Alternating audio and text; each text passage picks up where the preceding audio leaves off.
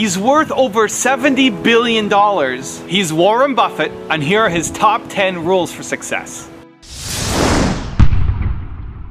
How can other people tap dance to work? What's the secret of that? You find your passion. You find your passion. I was very, very lucky to find it, when I was 7 or 8 years old, and fortunately, my children have found their passion. One son loves farming like nothing else. One son loves music like everything else, and all three of them love philanthropy and what they get to do.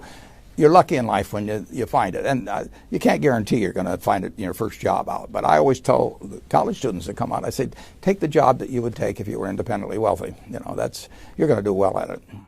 If you think you're going to be a lot happier if you've got 2x instead of x, you're probably making a mistake. I mean, you ought to find something you like that works with that, and you'll get in trouble if you think that making 10x or 20x is the answer to everything in life, because then you will do things like borrow money when you shouldn't, or maybe cut corners on things that your employer wants you to cut corners on. Or it just doesn't make any sense. You won't like it when you look back on it. 3 things in hiring people: look for integrity, intelligence, and energy. And he said if the person didn't have the first 2, that the latter 2 would kill them. Because if they don't have integrity, you want them dumb and lazy. You don't want them smart and energetic. It never bothered me if people disagreed with what I thought, as long as I felt I knew the facts. I mean, there's a whole bunch of things I don't know a thing about. I just stay away from those. So I stay within what I call my circle of competence. Tom Watson said it best. He said, I'm no genius, but I'm smart in spots, and I stay around those spots. Well, I try and stay around those spots, and I just don't have a problem if somebody says, you're wrong on something. I go back and look at the facts, and I think that really is much more important, frankly, than having a few points of IQ or having an extra course or 2 in school or anything of the sort. You need emotional stability. I just read and read and read. I probably read 5 to 6 hours a day. I don't read as fast now as when I was younger, but I read 5 daily newspapers. I read a fair number of magazines. I read 10Ks. I read annual reports, and I read a lot of other things too. So I've always enjoyed reading. I love reading biographies.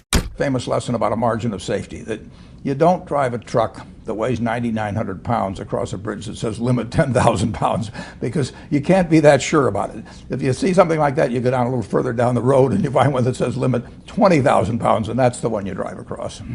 The nature of capitalism is that people want to come in and take your castle. It's perfectly understandable. I mean, if I'm selling television sets or something, there's going to be 10 other people that are going to try and sell a better television set. If I have a restaurant here in Omaha, people are going to try and copy my menu and give more parking and take my chef and so on. So capitalism's all about somebody coming and trying to take the castle.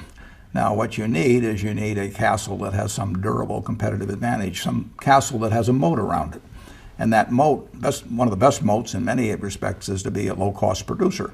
But sometimes the moat is just having more talent. I mean, if you're the heavyweight champion of the world and you keep knocking out people, you've got a competitive advantage as long as you can keep doing it. And it's very profitable if you're the one that happens to be able to do it.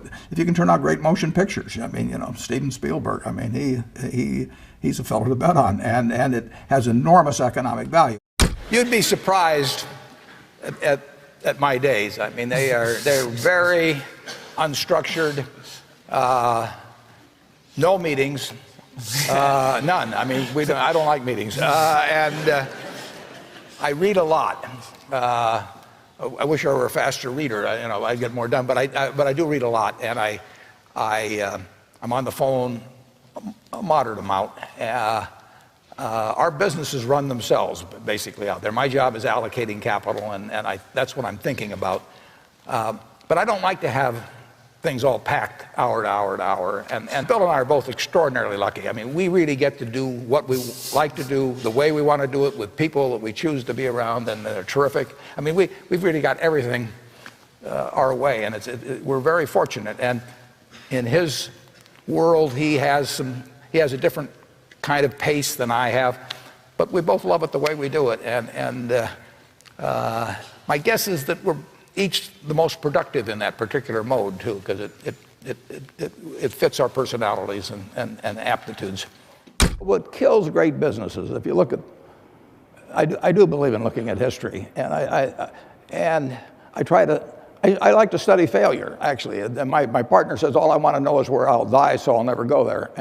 And we want to see what has caused businesses to go bad. And the biggest thing that kills them is complacency. I mean, you want a restlessness, a feeling that, you know, that somebody's always after you, but you're going to stay ahead of them. You always want to be on the move. And when you've got a great business, you know, like Coca-Cola, which is, there aren't any like Coca-Cola, but you really, the danger would always be that you rest on your laurels. But I see none of that, obviously, at Coca-Cola. But that is the key, to compete the same way when you've got 1.8 billion servings being sold daily as when you were selling, you know, 10 a day.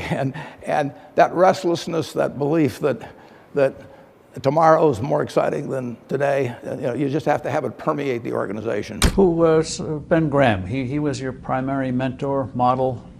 He was a wonderful man, and he was my professor at Columbia. I read his book when I was 19 at the University of Nebraska, and I'd started investing when I was 11, and I started reading about it when I was like 7. So I'd gone through I read every book in the Omaha Public Library that there was on, by the time I was 12, on investing and stock market. And I had a lot of fun, but I never really found out, I never got grounded in anything. And it was entertaining, but it wasn't going to be profitable. And then I read Graham's book, The Intelligent Investor, when I was at the University of Nebraska.